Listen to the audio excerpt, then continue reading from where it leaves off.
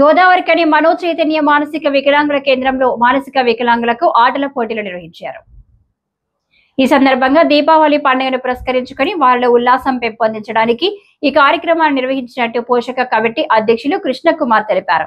ఈ సందర్భంగా ఆయన మాట్లాడుతూ గత 40 సంవత్సరాలుగా ఎన్నో ఒడిదుడుకులను ఎదుర్కొని జీరో స్థాయి నుండి ఈ స్థాయి వరకు పిల్లలను తీసుకొని వచ్చి వారు సమాజంలో ఉపయోగకరమైన వ్యక్తులుగా తీర్చిదిద్దేలా కృషి చేస్తున్నట్లు తెలిపారు.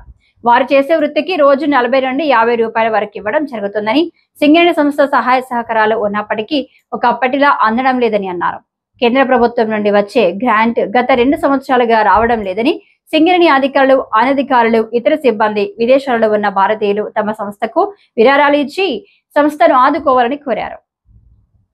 ఈ సంస్థ ప్రారంభించి దాదాపు 39-40 సంవత్సరాలు అయింది. మేము ఎప్పుడు కూడా బజార్లో ₹1 ఎవరిని అడగలేదు. కానీ ఇప్పుడు government of India 20% grant cut చేసి మాకు ఎలా అంటే అప్పుడు ₹100 ఇచ్చేది ఇప్పుడు 120 అన్న రేట్లు పెరిగితే ఇప్పుడు ₹70, ₹60 ఇస్తుంది.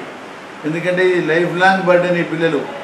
ఈ పిల్లలకు ఏమీ చేయాలి అనేది గవర్నమెంట్కి అర్థం కాదు. మాలాంటి వాళ్ళు చెప్తే వినరు.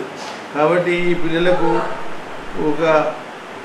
మేము ఒకేషన్ ట్రైనింగ్ నేర్పించి వాళ్ళకు అవి బయట అమ్మి, సింగరేణి కాలేజ్ ఫీజు తర్వాత అమ్మి వాళ్ళకు రోజు ₹30 నుండి ₹50 వేతనం ఇస్తున్నాం. వాళ్ళ దగ్గర ₹1 కూడా తీసుకోవట్లేదు.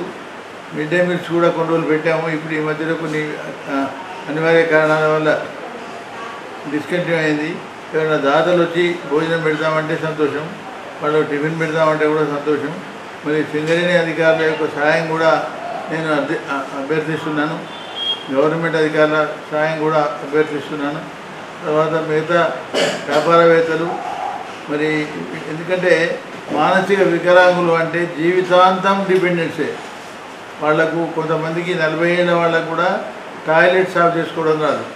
అటువంటి వాళ్ళ కోసం మేము సేవ చేస్తున్నాం. మరి తల్లిదండ్రులు చనిపోయిన తర్వాత వీళ్ళ బతుకు ఎట్లా అంటే తెలియదు. ఆడపిల్ల మీద ఒకవేళ ఏమైనా అత్యాచారం జరిగినా చెప్పుకోలేని పరిస్థితి. కాబట్టి మరి గవర్నమెంట్ ఏంటంటే అడిగిన వాడికి పెడతాను, అడగని వాడికి గొడవ చేసేవాడికి పెట్టను అని చెప్పే ఆలోచనలో గవర్నమెంట్ ఉంది. కాబట్టి వీరికి తమ ఇతోధిక సహాయం చేస్తే వీళ్ళకి ఇచ్చేటువంటి డొనేషన్లకు ఇన్కమ్ ట్యాక్స్ 80G ఎగ్జెంప్షన్ ఉంది. ఎవరైనా మన తమ్ముళ్ళు, మన అన్నలు, మన ఫ్యామిలీ మెంబర్స్ అమెరికాలో కానీ ఇంకెక్కడైనా ఉంటే వాళ్ళు డొనేషన్ దీనికి ఇవ్వచ్చు. ఎఫ్సిఆర్ఏ పర్మిషన్ కూడా ఉంది. ఇక్కడ ఇచ్చే ప్రతి రూపాయికి నా పూచి నేను బతుకున్నంత వరకు ఎవరికి ఎక్కడ కూడా ₹1 మిస్యూజ్ కాదు. కాబట్టి దీంట్లో 29 మంది స్టాఫ్ పనిచేస్తున్నారు. ఒక 70-75 మంది పిల్లలు వస్తున్నారు. కాబట్టి వీళ్ళందరికీ పెళ్ళిళ్ళు కావు, పేరెంటాలు కావు, ఉద్యోగాలు రావు. మరి వీళ్ళకు సాయం చేయడం అంటే నిజంగా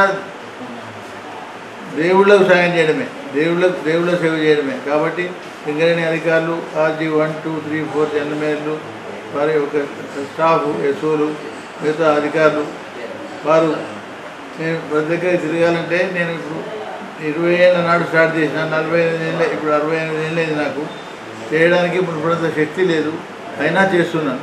దయచేసి అందరూ సహకరించి ఈ సంస్థను నిలబెడితే అందరికీ బాగుంటుంది. ఎందుకంటే ఇటువంటి సంస్థ చేయాలంటే మామూలు మాట కాదు ఇది. మరి దీనికోసం గవర్నమెంట్ గ్రాంట్స్ కూడా రావట్లేదు సరిగా.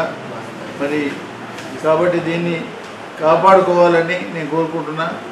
ఈ కార్యక్రమంలో మనో చైతన్య ప్రిన్సిపల్ నీరుకొల్ల శ్రీనివాస్, అధ్యాపకులు, విద్యార్థులు పాల్గొన్నారు.